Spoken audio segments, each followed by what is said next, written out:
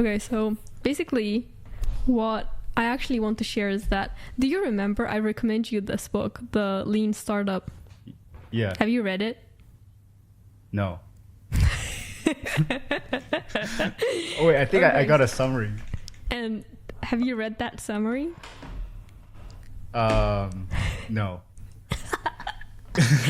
Okay, actually, so I was looking into. So the guy who made Focusmate, he recommended that book, Oh, really? and then he built it with that book, like with that in mind. Oh, actually, Mikaya. So it's on my list to read. Like a friend of mine, Mikaya Rorson, who sold this company for 110 million. He was also a huge fan of this book. Yeah. Your friend sold his company for 110 million. Yeah. Then, literally, what the fuck? And then what is he doing now? He moved to Japan. He's currently living in Japan with his wife. And he's basically retired, but he's doing YouTube and Instagram because he finds like fulfillment and purpose in it. Like, it's the dream life. I was talking with him like a week ago, and crazy. So I feel like he like really raised the bar for me, because I didn't have anyone that I like knew directly that sold their company. Like, even if I would see, let's say, creators or like other people doing it or building it, I never met with someone else who sold it, and who is also very young. Like, he's 30 something.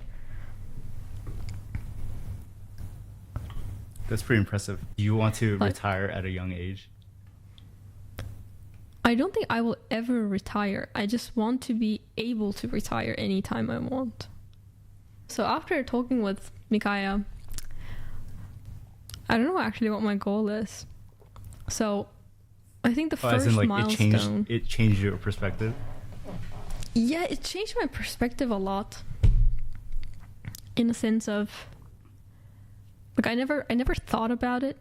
So I think he built the company around like exact my age. So he was like 24 or something when he started the company. So we are at the same stage right now. And now everything that I do is going to dictate my future. Like, I'm in my golden years right now of my life. Yeah, I had this realization too, like in my early 20s, reading biographies. It's like all of them started companies, you know, when they were in their early 20s, pretty much.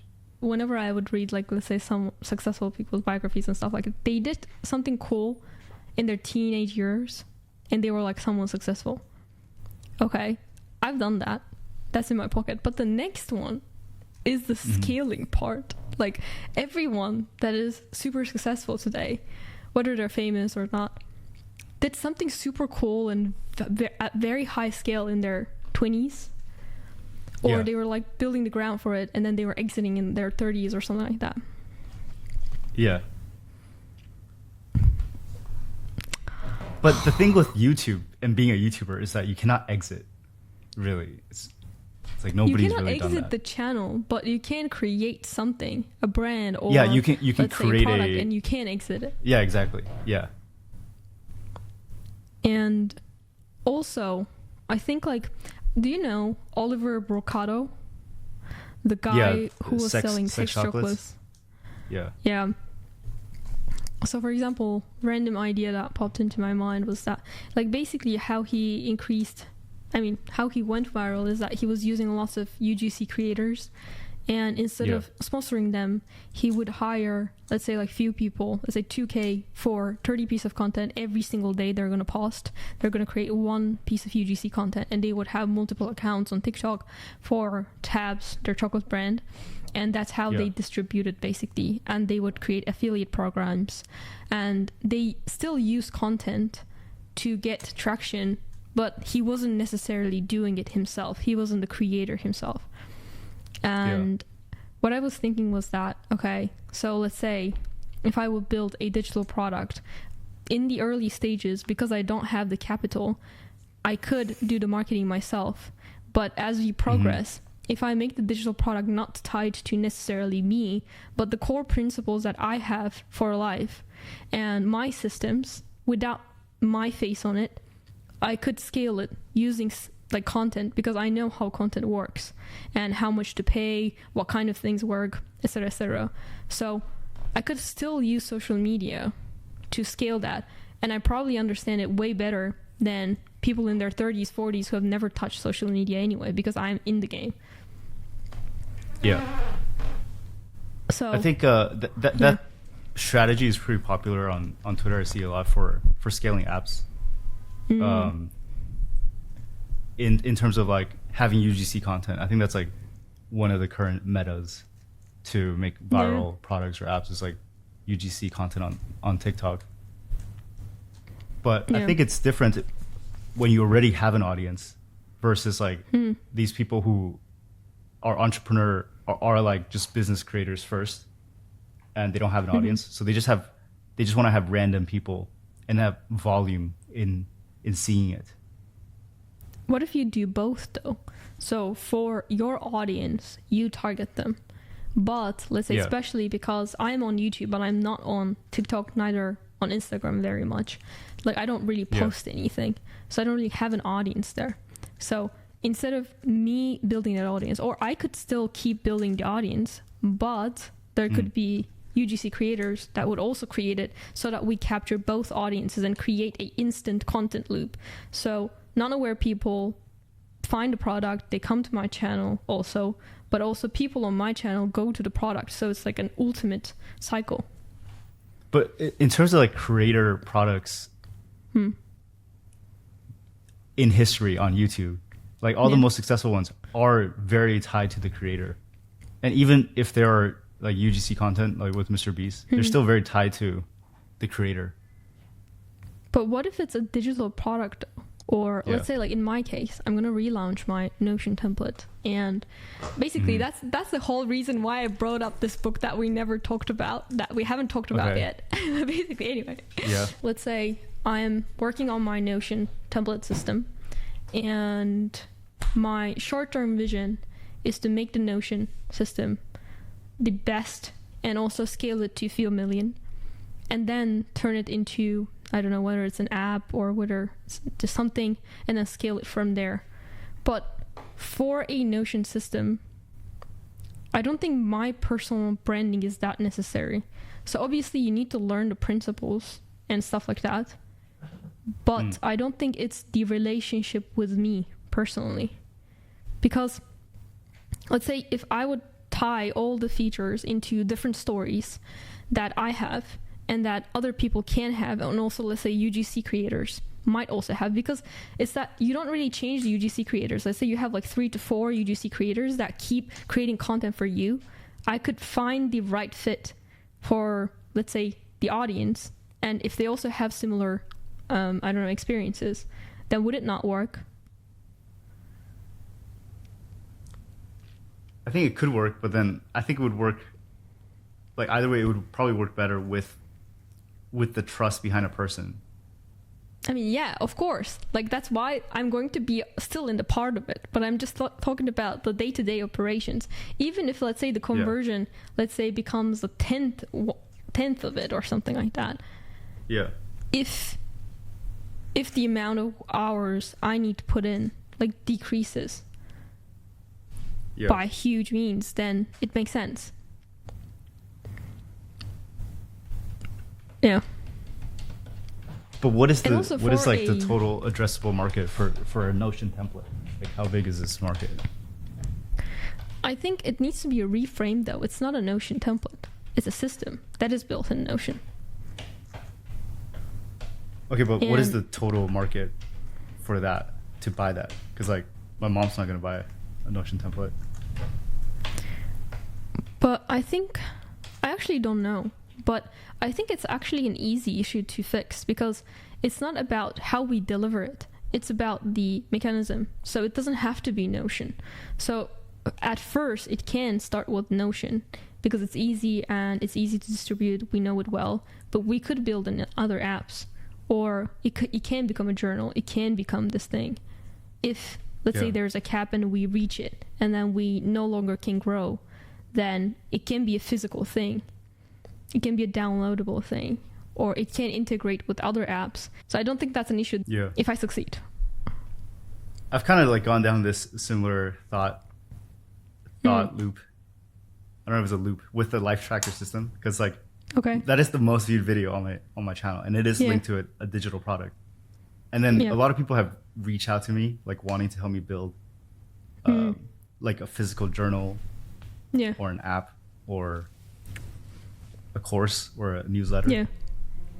But I think it sort of like dilutes the main thing.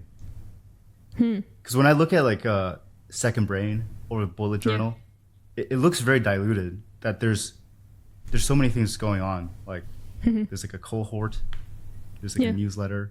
So that if I actually just want to use his system or just use the bullet journal system, it's like it's actually like higher friction.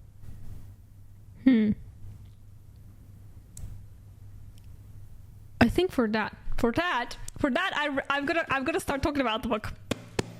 Okay. Now it's the perfect time to mention how we're gonna use this book, or how we can use the teaching of this book into all of the things that we discussed so far. So the one kind of a thing that I personally loved on this book is that the hypothesis, assumptions, and testing them. So every single thing that we talked about, we haven't tested them yet. So let's say about the bullet journal, having different, let's say, courses, email lists, and etc., it dilutes the message and it becomes higher friction, is a hypothesis we have that we haven't tested yet. Because it's just one experience of you, you have to test it.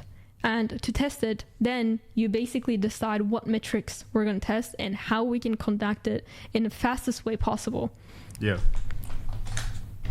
I think this is like, it's more like the Notion template is kind of like the product. And I think the best thing to do is to improve the product to have the highest impact versus like making multiple products that are like medium effort. Because like, but then a Notion template is like though. No, but this is like if you look at like companies that actually have made like really valuable products, like for example, like I'm making Doko with James, right? And this is an app that makes it easy for you to track your consumption and share with your friends. It wouldn't make sense to like make another product that also does that, and then have like 7 products that makes it like a Notion template that you can track it, and then like like anything else. Like Duolingo has one product. I feel like it's almost it's like an illusion to be like, we need to make more products at different price points to like penetrate the entire market, whereas you could just have one product that's insanely good with word of mouth, and then it can get, I mean, it can scale infinitely, right? Like the 4-hour work week is one product that costs $15, and it's been making like millions a year for decades, or like a decade. I think then the important thing would be, like when improving the product, it's sort of like one loop that I fall into was improving in what sense, and what you think users value versus what they think they value versus what they actually show in actions are very different things.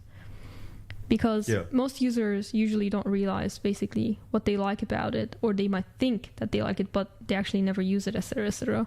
So in the sense of improving it, I think it's like important to understand what to improve, because otherwise you fall into trap of like constantly changing something that users don't want and wasting a lot of time. So I'm like really confident with the first version, and I think we can definitely get to maybe like a few million. But for that, I also need to revive my channel too. My channel is dying. I feel you always say that. No, but like this time, literally though, and I analyze it, and I have a lot of hypotheses around it. Just a really, like it's the lowest amount of views that I ever got in the last 3 years. Okay, but I know why for some of the videos, because it was really repetitive. Too. Yeah, I know. Because I was like, oh, you upload it, I watch it, and then the next one, I'm like, wait, did I watch this? I think I watched this. Like, I don't know whether you also had this issue, but when I read a book or when I learn something new, I'm so obsessed with it that I talk about it all the time. And say I script a new video, and I'm like, oh my god, it's the same thing. But then I'm like, I already scripted it, so let me film. So yeah, I have to. For example, like right now, I'm so obsessed with this book. I'm going to talk about this. Lean startup. Yeah, okay. I'm going to implement this shit like in my whole life, and I'm going to keep talking about this for the next few weeks. It's basically like creating hypotheses for your business. But what kind of hypothesis to create and how to test them, and what to do when it's wrong, and also when to understand it's wrong, when to understand it's right. Yeah. So your hypothesis is that system. Your hypothesis is that your channel is dying. No. So that's an exaggeration. My hypothesis for the channel is that, one, I basically diluted my audience a lot. So I basically almost like switched to whole finance niche without even me noticing. Like I wasn't planning it. I just realized I was there. And I was like, oh, what is going on? That's the first hypothesis. The second hypothesis is that because I am not a finance related channel, so I'm not a core finance channel, I can't talk about the details of it. So the true value that I could bring to is not going to be delivered to the audience, because if it's not broad enough, it's not going to get views. So I can't talk about it because sponsorships want views. So that's the second thing. I can't deliver consistent value on finance related videos. The third hypothesis is that I am so inconsistent. And I'm so fucking inconsistent, and every time I come back, it's the same fucking video. So there's an audience fatigue, very high audience fatigue. And also, hypothesis 4 is that because I was like I was basically exploring these monetization options while doing coaching, while doing YouTube, and etc. etc. Oh yeah, I was just making half-assed videos. Wait, like quick summary of that. Quick summary. I'm stepping away. I'm not going to do coaching anymore. I'm just going to turn it into completely self-paced, because I realized while doing the thing, while building a YouTube channel, I can't teach other people building a YouTube channel, because then it becomes my whole thing. And I'm like constantly talking about building a channel, and I don't have enough time to build my own channel. It just becomes that like, I see how to get rich. Here's my course, how to get rich, guys. And I don't want to become that. It's so boring. Like, it's not possible for me to teach the thing while doing it. That's why like a lot of people can't teach how to grow a business while they're growing their business, but instead they can teach it after they exit and stuff like that. You gotta be done. You gotta be done. Exactly. Yeah. That's the conclusion. What about the community? Paid community? I mean, it was a membership too. So it was like 12-month membership. So I'm going to continue doing it until every single member ends. Yeah.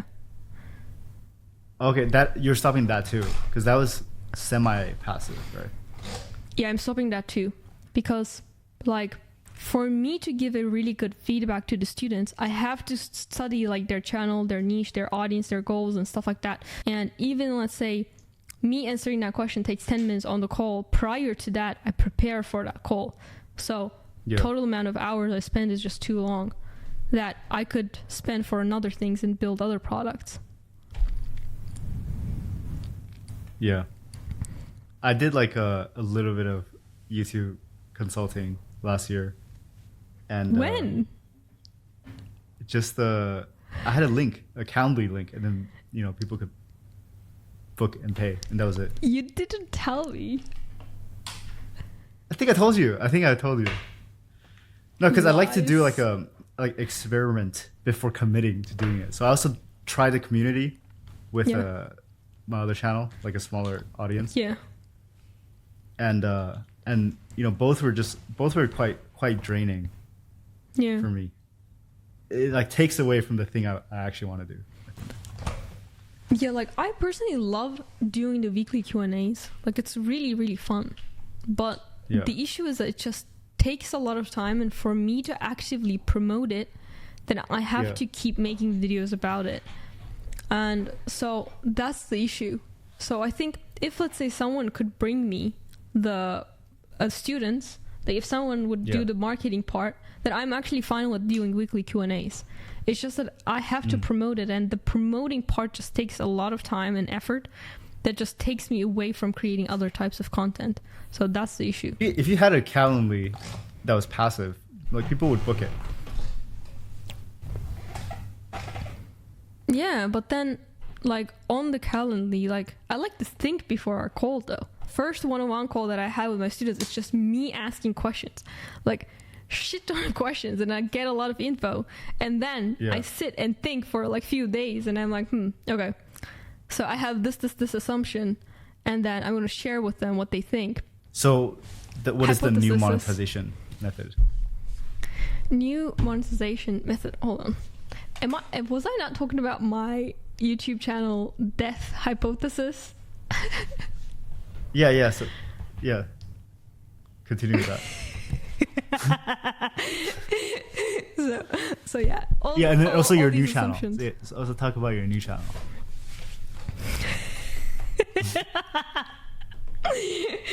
Okay, wait. I have my notes. Let me open.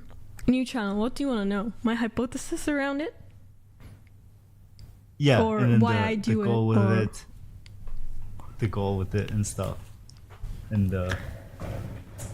the goal with it is that one hypothesis I have for my main channel is that education problem solving videos have a shorter lifespan creator audience relationships.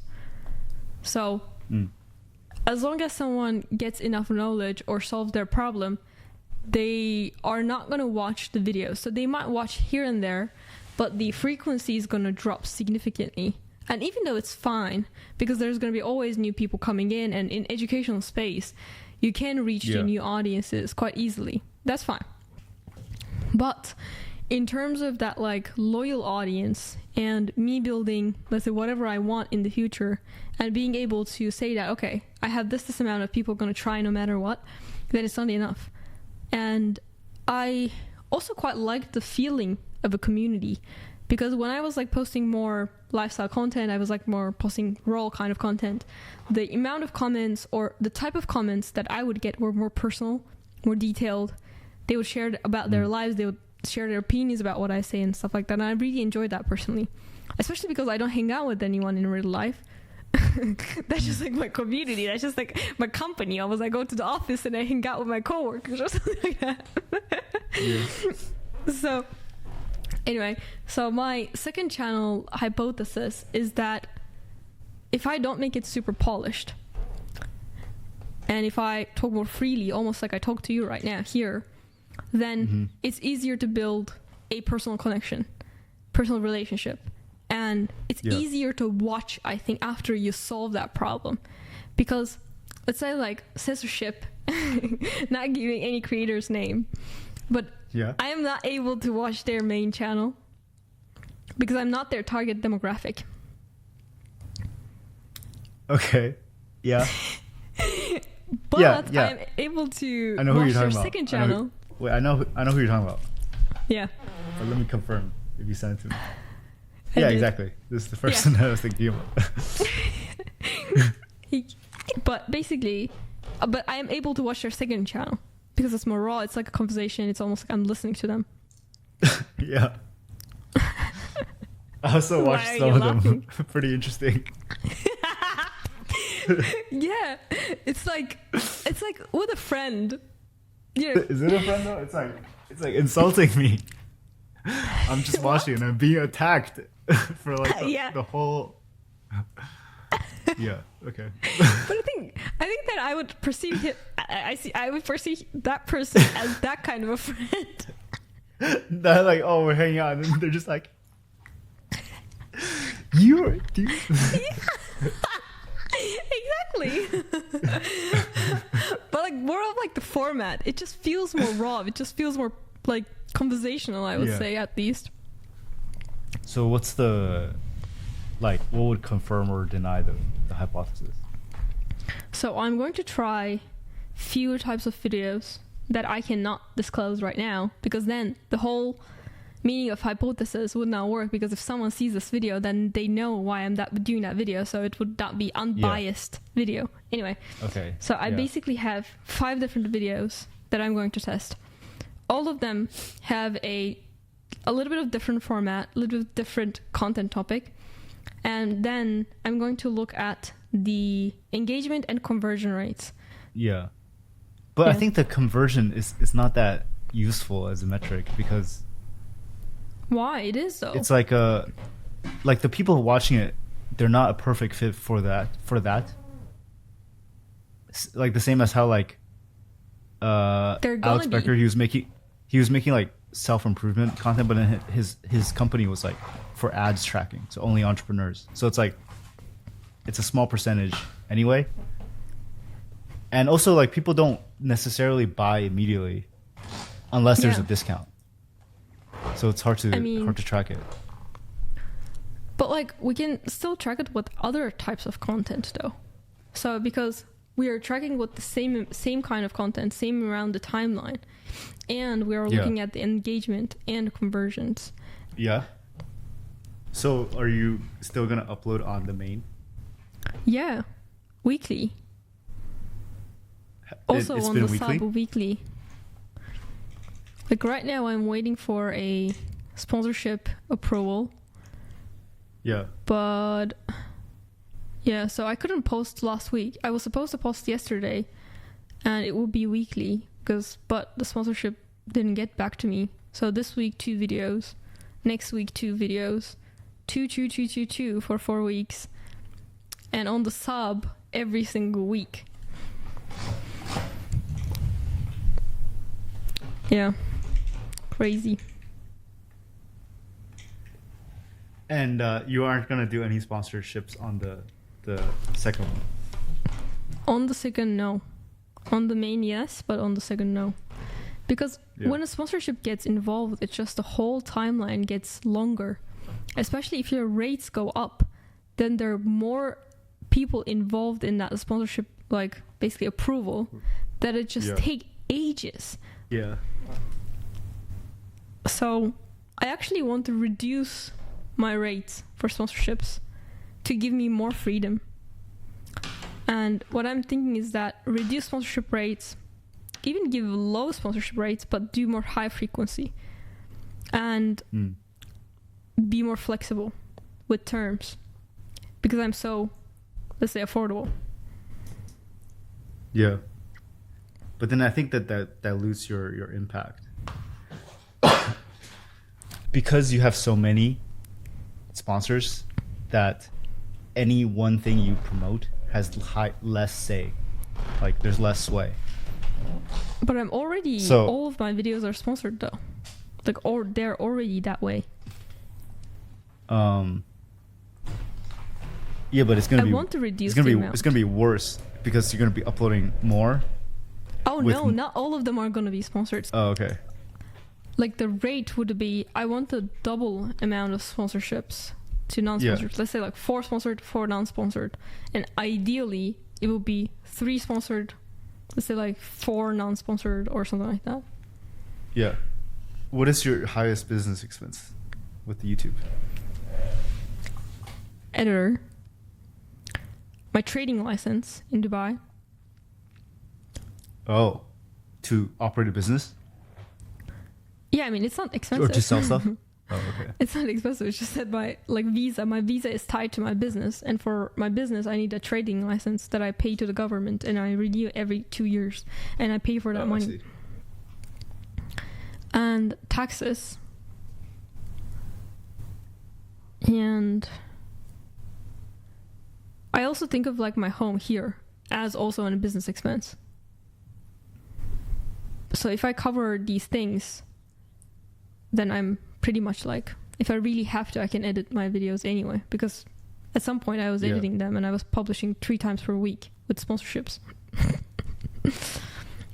Do you know how long it takes you to make a video? Depends on my mood a lot. I can create a video in one day, like from idea to filming to thumbnail, everything. Obviously my editor will edit it. Sometimes one day if I'm in the mood. Sometimes 2 weeks if I'm not feeling it. I tracked my latest video, like exactly, and it took me 22 hours. What the hell? Is that, I don't know if that's a lot or very little or what. It's a lot. But you're editing it, right? Yeah. Oh, okay, then it makes sense. But yeah, I'm editing it. But I have someone that helps me, but I don't always ask him. It's a lot. Yeah. So I realized maybe I shouldn't, because I like to edit, so that's why I edit it. But then I realized maybe I should edit less. Yeah, I think so.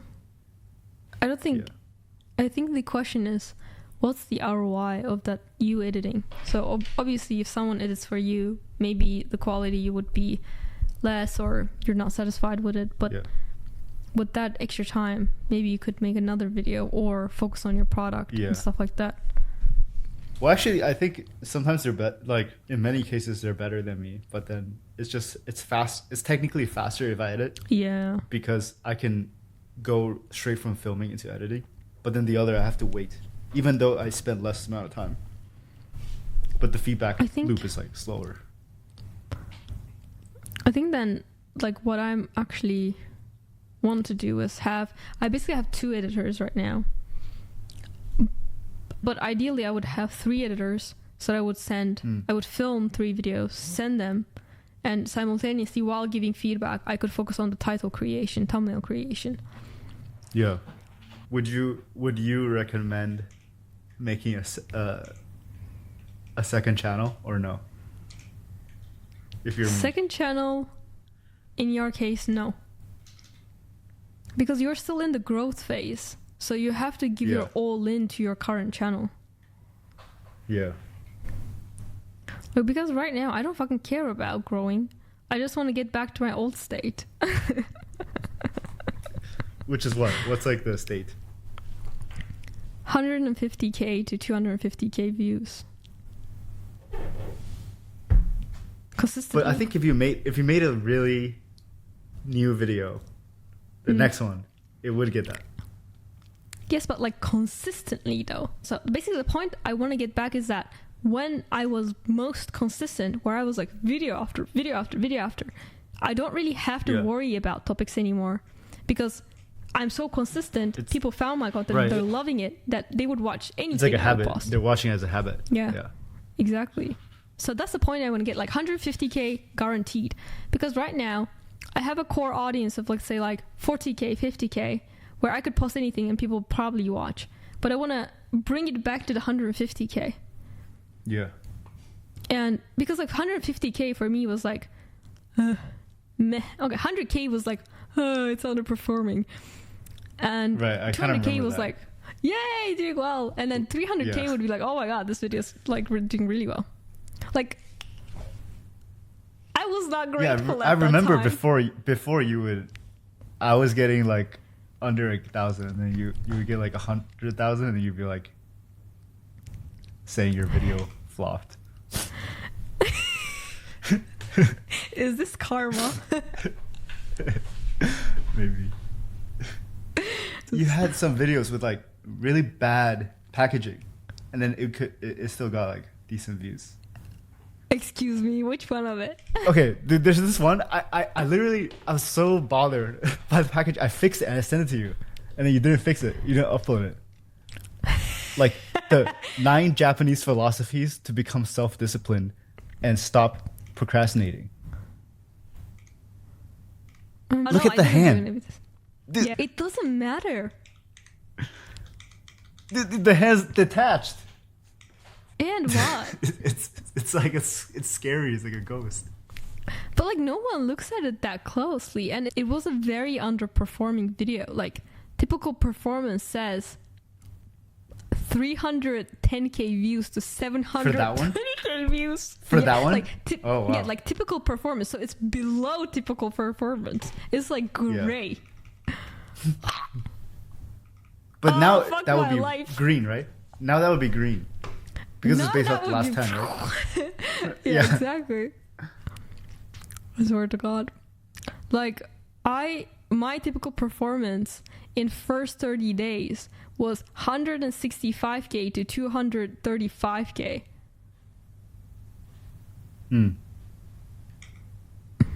So why do you think that is? Like you think it's like a metric thing, like watch time, or do you think it's like a habitual thing? Habitual, interesting ideas, and also I think algorithm related too. So I have some hypotheses around this. Basically, that I am not, it's not backed by anything, by all means. Yeah. But let me open my notes. Well, I think back then you were also making more videos that were trending. Like trending topics. Was I? Like 9 Japanese philosophies, like it's not for trending. I think at that time there was that guy with the Japanese philosophy video that went viral. What about how to stop wasting your life? It's just a generic video that got 308k views. Me holding a melting clock. How to stop wasting your life? That was like, I mean, Leon's title has like 10 million views or something. Something like that. But I mean, like, a lot of videos have that, so. No, but as in, like, those are like proven packaging concepts. But, I mean, maybe your recent ones are. I just haven't seen them. I don't know, but like anyway. in recency. Yeah, I definitely think there are hidden algorithms on YouTube that they don't show. Like the metrics that they don't show. Like, I mean, even just like viewer satisfaction, they track that, but they don't show that. And also one kind of like reason why I also think about it right now, like it might be algorithmic issue. Obviously, they're like topic interest, blah blah blah, but the algorithmic issue, the reason why I think it is because it always gets stuck at the same point. So 40k views and then it just stops recommending it, even though the retention is good, click-through rate is good, engagement is good, everything is good, but it's just not recommending it. When I look at it, well, so they test a video in different audiences, and then depending on their performance, they push it more, right? Yeah. But I definitely feel that too, because like when my channel was way smaller, it's like every video would just like, you know, like no matter how much effort I put in or how little effort, it would just naturally come to the same amount of views, and then like stop, and then later on the baseline increased. That's also like basically what happened with when I was growing my channel. So no matter what kind of effort, my whole prioritization was consistency, and then I had like a baseline of set amount of views that I would 100% get no matter what I post when I was most consistent, and it just increased and increased and increased and increased. And when I became inconsistent, the baseline dropped, but it was keeping it. And when I dropped my consistency a little bit, the baseline drops and drops and drops. And my mom basically told me that I used to get recommended your videos all the time, but now I can't find them. Rudy, did you post a video? I was like, yes, I did. And she watches every single one of my videos and likes them and stuff like that. But she's like, you're not on my feed. Where are you? I can't find it. I think most YouTube advice videos or channels, they talk about like just the one video itself, but not about like maybe the trust score of a channel or something. Yeah, I just disagree with one video thing to blow up. You can blow up, but you gotta keep it up with like very high consistency, high value, or similar amount of value content for a very long time to lock that audience. I think there was like Ludwig did an experiment where he posted a Mr. Beast video on his channel. Like Mr. Beast gave him a video that he didn't post, and he posted it on his channel. So in theory, it should get like the same amount of views that a typical Mr. Beast video got, but they only got like 1/10 of the views, or less.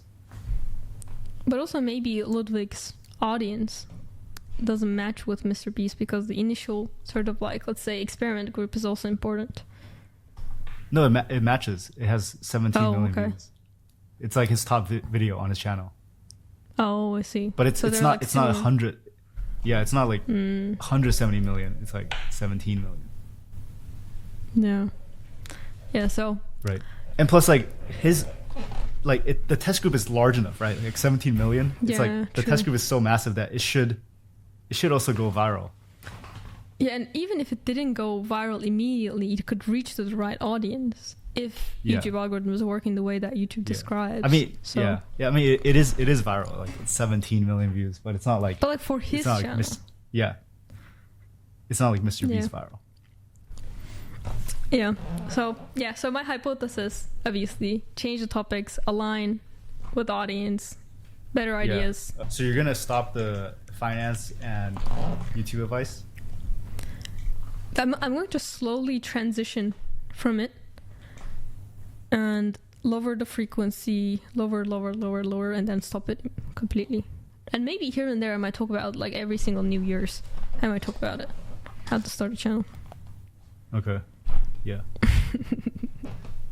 Yeah. What about you? How's it going with your channel? My channel is dying. I don't know. It's like sometimes I feel like it's really good, and then sometimes I feel like it's okay. But then when I look back, like looking back at my past few videos, it's like they all have pretty,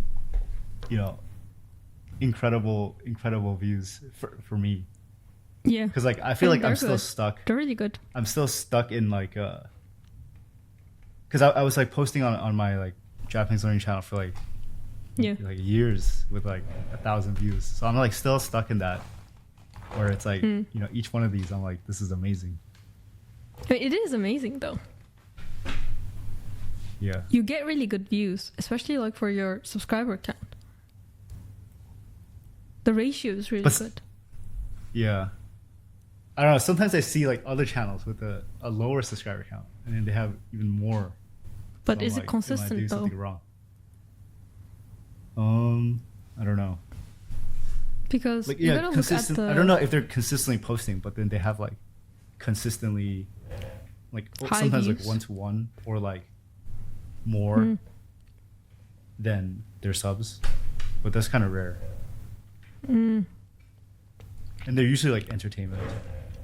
And then it's just like complete bullshit. Like you should even look at entertainment channel stats. Like it's a whole different game because they're playing the volume game anyway.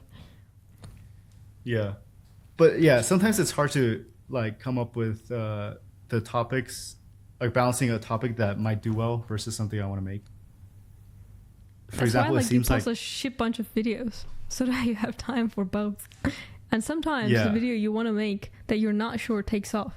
Because like when I made a video about thinking systems, I was like, okay, this is going to do really, really bad, but I want to make it anyway.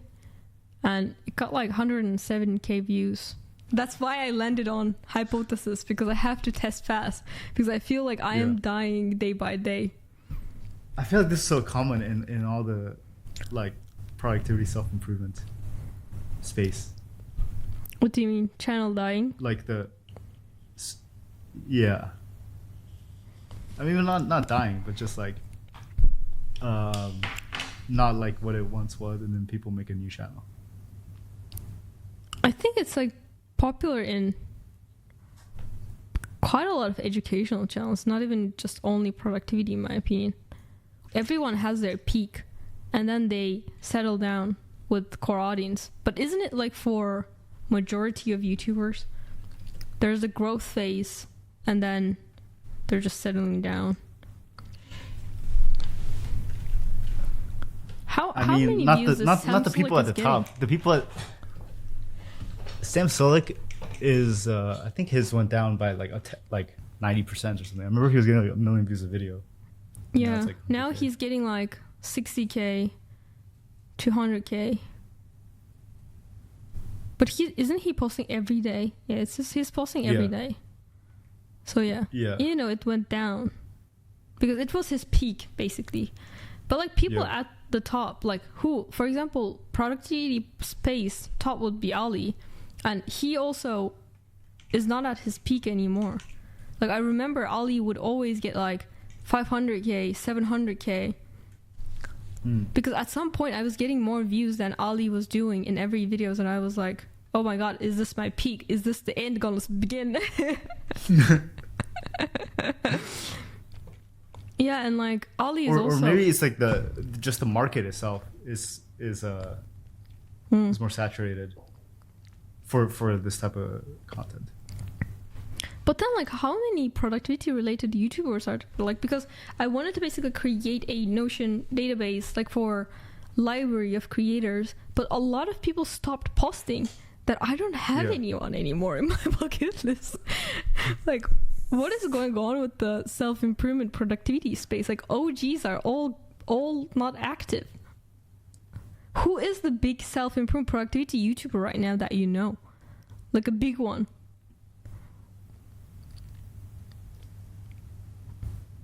Maybe this niche is like sunsetting. Maybe. On YouTube at least. Like definitely not in like bookstores and stuff. I think people now are shifting towards a podcast. Really? I feel like that already ended. Like a lot of podcasts like emerged and only few just got big. And then just shitty ones disappeared.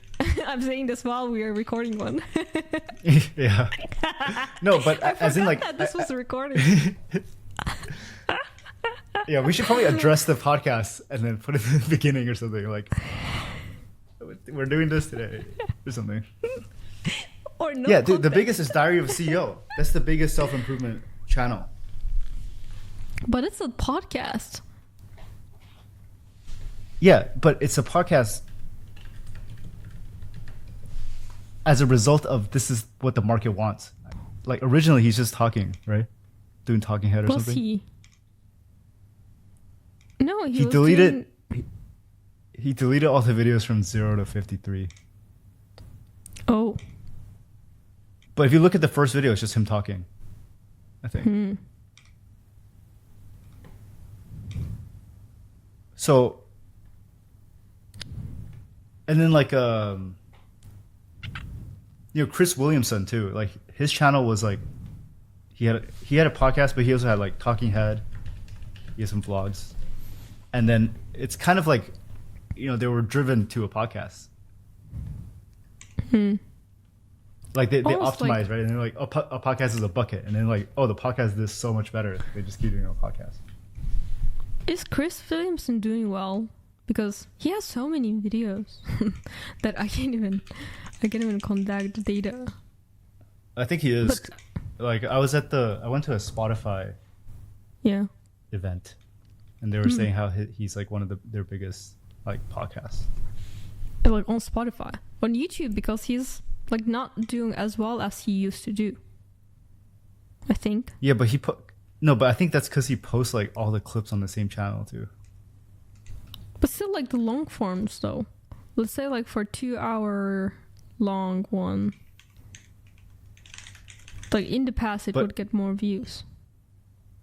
But if you look at his views, it's comparable to Diary of CEO. Diary of CEO has 24 million views on YouTube, and then Chris Williamson has 20 million views. Then it's pretty good. Yeah. And Matt Vela too. Like it's almost like not a podcast, but he uses different sort of guests every single time. But then I think he changed the format again. I don't know. He was doing that once where he would interview someone else. So the talking head video, but in the video there would be an interview. Well, Matt Vela has actually a podcast right now. Oh. Yeah, it's called 3 Rules. Yeah.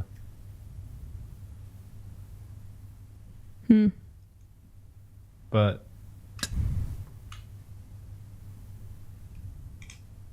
I mean, it's not that it's super active or anything. It is super active. I think it's like consistently every 2 weeks. What about every 2 weeks though? Diary of a CEO. Yeah, Diary is like insane. The schedule must be insane. Like it's almost like it's like 3 times a week of 4-hour podcasts.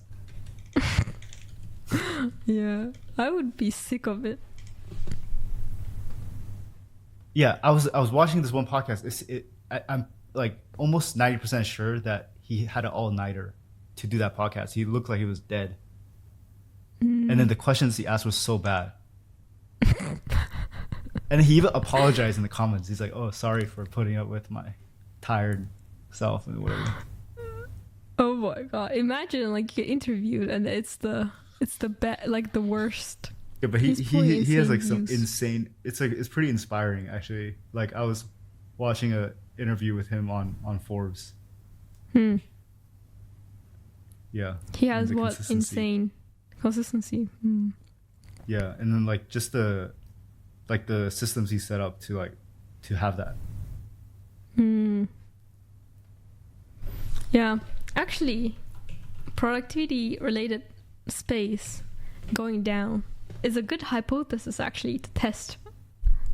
But his channel is just going up, and it's productivity, right? It's like it's all the topics that somebody interested in self-improvement productivity are interested in, like diet, it's exercise, not necessarily entrepreneurship. I mean, we would be testing this hypothesis, right, with this podcast. Who the hell is gonna find this podcast valuable? I think we had some interesting insights for somebody who's if they have a YouTube channel. I think there'd be some interesting insights, or they're just curious about the behind the scenes. Like, so basically, what is the key value? I'm not sure. I mean, but we can be dynamic, right? Like we can. It's not set in stone. Like, and it's not. There's nothing on the line here, too. So it's not like. Yeah, exactly.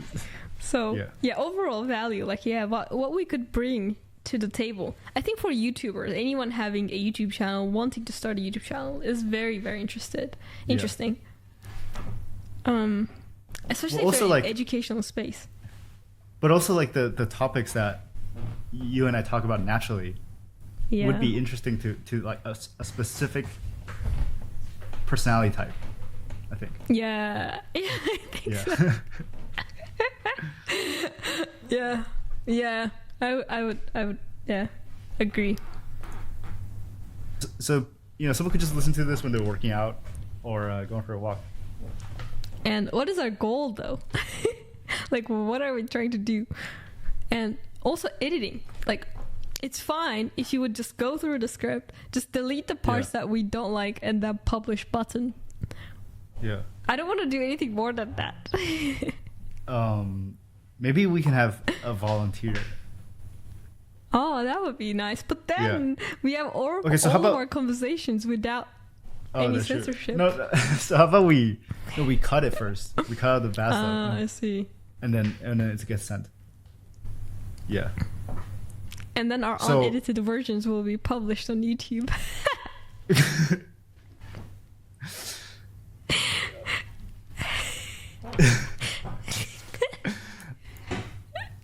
Maybe it could be like unedited for now, and then if somebody enjoys, like if somebody's watching this and they enjoy it, and then they reach join out to the us. team, volunteer. Yeah.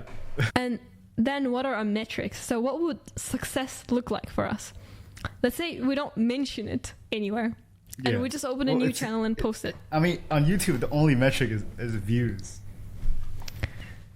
A view to comments ratio. What is a good view to what if it's like ratio? What if it's like in order for us to post another one, it has to hit a certain view to comment ratio. So it's up to the audience. That's actually nice. We could say that. Yeah. Because they like. And it's like it's like a pinned comment. It's like if this doesn't reach 500 comments, there will be this will be the end. That's actually nice. I like that. Yeah, I actually really love that idea of like this video has to have 500 comments, otherwise we're not posting. Unless this video gets 10 comments, we're not making any video. So please comment. This will be the last video. first and last video of the channel. Without any introduction, they appeared and disappeared. Yeah. Okay. Thank you. Yeah. Bye. All right. Bye.